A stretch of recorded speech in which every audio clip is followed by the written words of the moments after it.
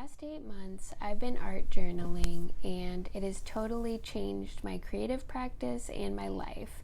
Today I'm going to share a few lessons in this flip-through video that I learned from doing the 100-day project and just committing to making art every day. So let's get into it. So this is the beginning of the 100-day project spreads. I did go ahead and make 88 days of art during that time, and so I was pretty proud of myself. And as I flip, I'll just chat through some of the lessons that I've learned from, the 3 seasons, the 8 months that I've been art journaling. So the first thing I'd love to share is that art journaling has let me let go of perfectionism a little bit. And I realized during this whole process that it really is about the process, not the product.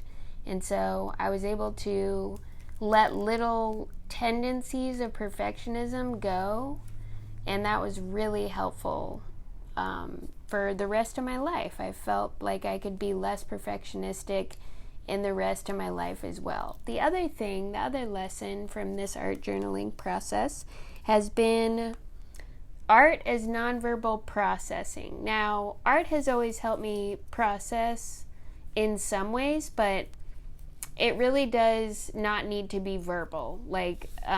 Sometimes journaling can be considered art, but that's very verbal. And these art pieces are more of a right brain situation where it's nonverbal processing, and color is helping me process my feelings, or texture or images. So that was really cool to just really get behind it being a process, not a product. The other thing is doing 100 days of something really builds confidence because, and again, I did 88 of the 100 days, but that still helped me build a ton of confidence. So that was really amazing. And, by the end I had well over 100 spreads, but really, I just had that confidence. So I was so grateful that I showed up and, was able to do that. So I would ask you, what would change for you if you showed up for your creativity for just 10 minutes a day? What do you think would happen? The other cool thing that happened is I got to invest in a few tools and supplies to help the journey. So that made me really happy. So I got some washi tape, and I got stickers and stuff that I could use. But a lot of the time I was using kind of shopping my own stash and using stuff I already had. So that was really great too. So yes, I would encourage everyone to really consider what would change or what would show up for you if you showed up for your creativity for just 10 minutes a day.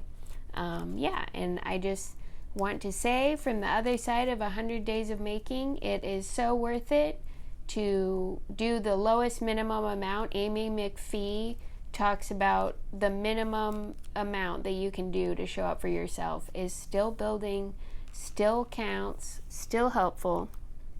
So that's a really, a beautiful thing to know and to realize. So I hope that this inspires you, something you see or something you hear inspires you, and you can also let go of perfectionism and non-verbally process, because studies show when we flow in creativity, it reduces stress, it quiets our inner critic, and increases our overall well-being, which I know sounds vague, but it really does help, and it can be so powerful to do this.